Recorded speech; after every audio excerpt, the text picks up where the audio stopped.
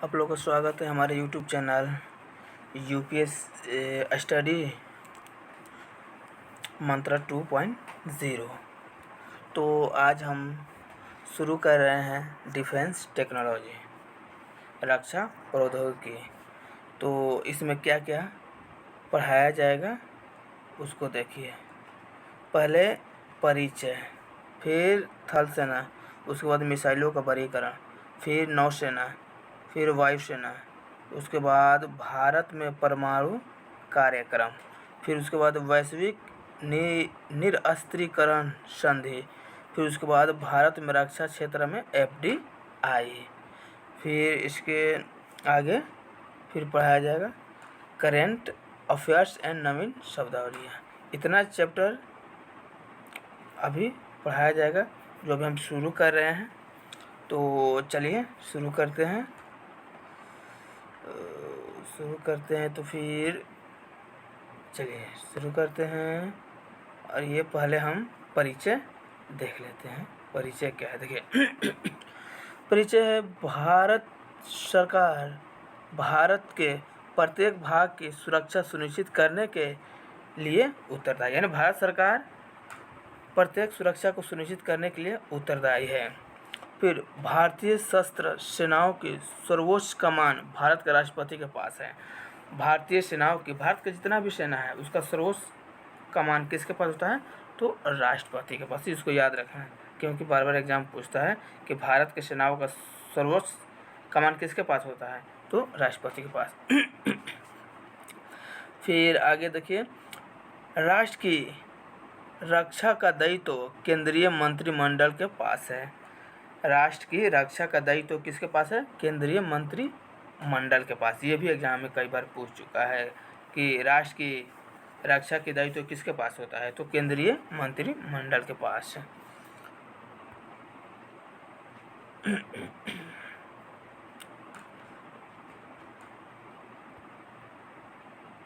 मंडल के पास।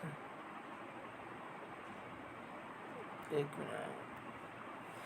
हाँ, तो फिर आगे देखते हैं। केंद्रीय मंत्रिमंडल अपनी इस भूमिका का निर्वहन रक्षा मंत्रालय के माध्यम से करता है। यानी केंद्रीय मंत्रिमंडल अपनी भूमिका का निर्वहन किसके द्वारा करता है? तो रक्षा मंत्रालय के द्वारा करता है। फिर नेक्स्ट देखते हैं। नेक्स्ट है आपका नेक्स्ट है, उल्लेखनीय है कि रक्षा मंत्रालय केवल केंद्रीय स्तर पर ही होता है। रक्षा मंत्रालय क्या होता है? केवल केंद्रीय स्तर पर होता है। राज्यों के संदर्भ में इस प्रकार की कोई मंत्रालय नहीं होता है और राज्य के संदर्भ में ऐसा मंत्रालय नहीं होता है। फिर नेक्स्ट, रक्षा मंत्रालय सशस्त्र बलों को देश की रक्षा के संदर्भ में उनके दायित्वों के निर्वहन के लिए नीतिगत रूपरेखा प्रदान करता है। रक्षा मंत्रालय सशस्त्र बलों के क्या करता है? रूपरेखा प्रदान करता है। फिर देखिए आपका है नेक्स्ट देखिए, भारत सेना के प्राथमिक उद्देश्य। भारत सेना का प्राथमिक उद्देश्य क्या है? भारतीय सेना का जो है उसका प्राथमिक उद्देश्य, कर्तव्य क्या है? तो देखिए, पहला है राष्ट्रीय सुरक्षा, राष्ट्र को सुरक्षा करना। दूसरा है राष्ट्र की एकता सुनिश्चित करना है, राष्ट्र की एकता सुनिश्चित करना। फिर तीसरा है राष्ट्र का बाहरी आक्रमण और आंतरिक खतरों से बचाना। किसका? भारतीय सेना का उद्देश्य है। और फिर है चौथा, सीमाओं पर शांति और सुरक्षा बनाए रखना है। ठीक है, इतना है भारतीय सेना के प्राथमिक उद्देश्य, इतना है। ठीक है, नेक्स्ट चलते हैं। और नेक्स्ट आपका है भारतीय सशस्त्र सेना में 3 प्रभाग है। यानी भारतीय सेना में कितना भाग है? तो 3 भाग है। कौन कौन भाग है भारतीय सेना में? एक भाग है पहला थल सेना, दूसरा वायुसेना और तीसरा नौसेना। ये 3 है, यानी आर्मी, एयरफोर्स, नेवी। ठीक है, फिर नेक्स्ट चलते हैं।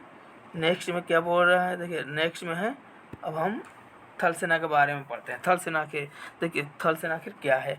भारतीय थल सेना के प्रशासनिक एवं सामरिक कार्य संचालन का नियंत्रण थल सेना अध्यक्ष करता है। ठीक है, मैंने भारतीय सेना के प्रशासनिक और सामरिक कार्य का संचालन कौन करता है? थल सेना अध्यक्ष यानी जनरल करते हैं। ठीक है, भारतीय सेना को अधिकतर थल सेना ही कहा जाता है। भारतीय तीनों सेना को मिलकर थल सेना ही, सबको थल यानी थल सेना के नाम से ज़्यादा जाना जाता है। यह ठीक भी है, क्योंकि रक्षा पंक्ति में थल सेना का ही प्रथम प्रधान स्थान है। ठीक है ना।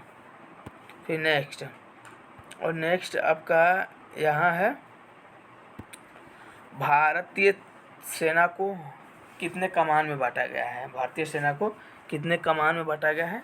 तो देखिए, भारतीय सेना को 6 कमान में बांटा गया है। भारतीय सेना को कितने कमान में बांटा गया है? तो 6 कमान में बांटा गया है, जो अभी हम देखते हैं। देखिए, देख रहे हैं, इसको थोड़ा सा हम छोटा कर देते हैं। हाँ, देखिए, भारतीय सेना कितने, तो पहला है पश्चिमी कमान शिमला, ठीक है, पूर्वी कमान कोलकाता, उत्तरी कमान उधमपुर, दक्षिणी कमान पुणे, मध्य कमान लखनऊ, दक्षिण पूर्वी कमान जयपुर। ये भारतीय थल सेना का कमान है, 6 कमान में बांटा गया है। नेक्स्ट देखते हैं। अब नेक्स्ट आया आपका, हम देखते हैं नेक्स्ट है, देखिए नेक्स्ट है chief defence staff. Chief defence staff मतलब CDS। आप लोग ने सुने होंगे कि CDS का बहुत चर्चा हुआ 2009 में। 2009 में इसको लागू किया गया CDS को, और CDS लागू जब हुआ तो उसमें प्रथम CDS का अध्यक्ष बनाया गया बिपिन रावत, यानी जनरल बिपिन रावत। उससे पहले वो भारतीय थल सेना के जनरल थे। तो डिफेंस CDS के बारे में पढ़ते हैं। देखिए, CDS क्या है। 2019 में केंद्रीय मंत्रिमंडल ने देश में उच्च रक्षा प्रबंधन में चीफ डिफेंस ऑफ स्टाफ के पद के सृजन को मंजूरी दी। किसने मंजूरी दी? केंद्रीय मंत्रिमंडल ने उच्च रक्षा प्रबंधन में चीफ केंद्रीय मंत्रिमंडल ने दी उच्च रक्षा प्रबंधन में चीफ डिफेंस स्टाफ की। देखिए, यह भारत की जल, थल, वायु के एकीकरण में महत्वपूर्ण भूमिका निभाता है। ठीक है, तीनों सेना में, और वह आपस में उनके संपर्क को स्थापित, और उनके आपस में क्या करता है? संपर्क को स्थापित करता है। और फिर स्थापित करता है, और उसके बाद देखिए, CDS का गठन रक्षा मंत्रालय, मिनिस्ट्री ऑफ डिफेंस के तहत किया गया है। किसके तहत? मिनिस्ट्री ऑफ डिफेंस के तहत। इसको पूछता है बार एग्जाम में, CDS का गठन किसके तहत किया गया है? तो मिनिस्ट्री ऑफ डिफेंस यानी रक्षा मंत्रालय के तहत, और उसके सचिव के रूप में कार्य करता है। क्या करता है? उसके सचिव के रूप में कार्य करता है। जनरल बिपिन रावत देश के पहले चीफ ऑफ डिफेंस स्टाफ नियुक्त। जनरल बिपिन रावत क्या है? पहले चीफ ऑफ डिफेंस के स्टाफ में इनको नियुक्त किया गया है। चलिए नेक्स्ट देखते हैं। और नेक्स्ट है आपका, नेक्स्ट है, इसको हम दिखाते हैं। नेक्स्ट क्या है बताते हैं। देखिए, नेक्स्ट है क्या? भारतीय सेना के पद। भारतीय सेना में कौन कौन पद होता है? सुने होंगे आप, कितना होता है? General, colonel, lieutenant colonel, general, ये सब सुने होंगे। तो देखिए कौन कौन था। पहले हम चलते हैं यानी पहले सबसे छोटा, उसके बाद उससे बड़ा, फिर उसके बाद बड़ा, उसके बाद बड़ा, ऐसे करके चलते हैं। तो देखिए, सबसे जो थल सेना के पद में होता है, ऑफिसर पद में जो होता है, मतलब यहाँ से चालू होता है लेफ्टिनेंट से पहले होता है लेफ्टिनेंट से, उसके बाद कैप्टन होते हैं, उसके बाद मेजर होते हैं, उसके बाद लेफ्टिनेंट कर्नल होते हैं, उसके बाद कर्नल होते हैं, फिर उसके बाद ब्रिगेडियर होते हैं, उसके बाद मेजर जनरल होते हैं, उसके बाद लेफ्टिनेंट जनरल होते हैं, उसके बाद जनरल होते हैं, और उसके बाद फील्ड मार्शल होते हैं। जो कि फील्ड मार्शल ये पद अभी नहीं है, इसको हटा दिया गया है। तो इसके बारे में, फील्ड मार्शल के बारे में थोड़ा सा पढ़ लेते हैं क्या है।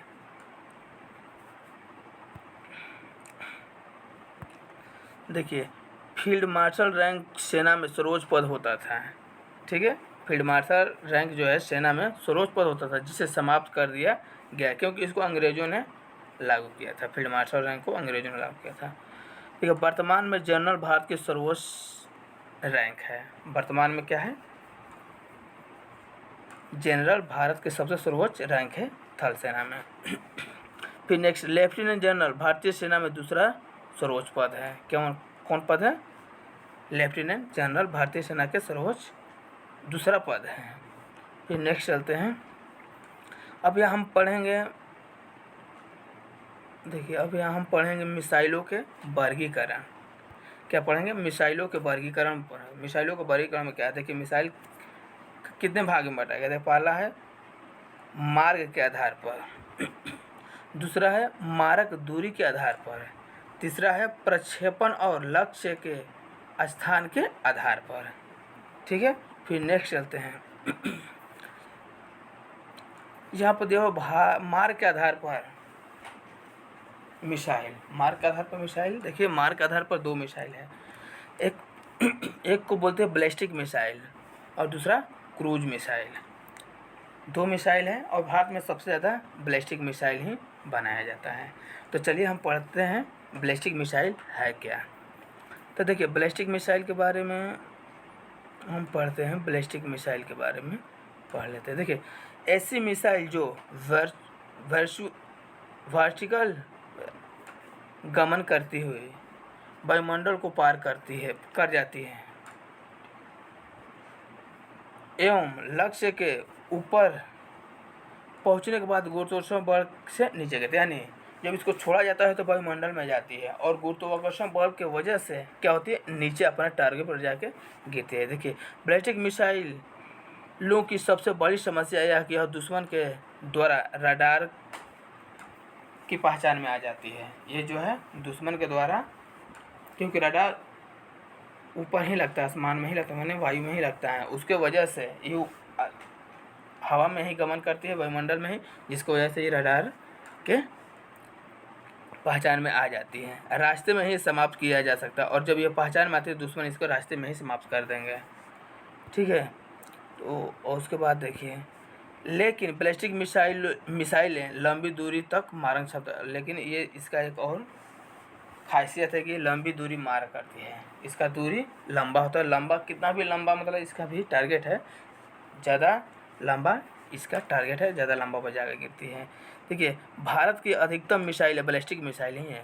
भारत की जो अधिकतम मिसाइल है क्या है? बैलिस्टिक मिसाइल ही है।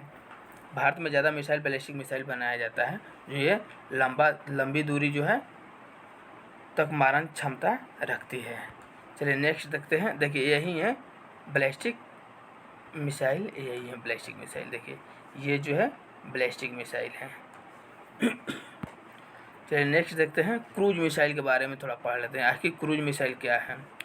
देखिए ऐसी मिसाइल है जो भूमि के समानांतर गति करती है, यानी जो सतह के जो है सटा हुई चलती है, मतलब समानांतर चलती है, बराबर चलती है, तथा दुश्मन के रडार द्वारा नहीं पहचानी जाती है। क्यों नहीं पहचानी जाती है? क्योंकि हवा में नहीं चलती। रडार जो हवा में लगता है, ये जो है सतह से थोड़ी सी सतह के समानांतर ही चलती है, जिसके वजह से ये इसकी जो दूरी है बहुत कम मारक क्षमता है। क्योंकि इसकी दूरी ज़्यादा रहने से क्या होगा? पहाड़ जैसे हिमालय पहाड़ हो, जाकर पहाड़ में टकरा जाएगी, इसलिए इसकी मारक क्षमता दूरी क्या होती है? कम होती है क्रूज मिसाइल की। और बैलिस्टिक मिसाइल की मारक क्षमता क्या होती है? ज़्यादा होती है। तो ठीक है, इतना ही क्लास हम बंद करते हैं और नेक्स्ट क्लास में हम इसके आगे के लेके चलते हैं। आखिर ये मिसाइल क्या है, कौन कौन मिसाइलें हैं, जितना भी मिसाइल है सबके मिसाइल के बारे में देखिए डिफेंस टेक्नोलॉजी में जितना भी है सबको हम ख़त्म करेंगे। फिर नेक्स्ट क्लास में हम इसको फिर इसका नेक्स्ट आगे मतलब जो है उसको फिर चालू करेंगे। इतना ही करके हम इस क्लास को एंड करते हैं और आप लोग मेरे चैनल को सब्सक्राइब एंड इस वीडियो को शेयर कमेंट सब कीजिएगा कि हर स्टूडेंट को, हर एक कमज़ोर बच्चा को वहाँ पहुँचे और वो पढ़ें और अच्छे से पढ़ें। जो हम नेक्स्ट वीडियो लेकर आएंगे और आगे और समझा के एकदम पूरा बिल्कुल जो आपको पूरा समझ में आ जाए उस वीडियो को करेगा, ठीक है। और आप लोग से बस रिक्वेस्ट है कि आप चैनल को सब्सक्राइब करें, शेयर करें, ठीक है। धन्यवाद।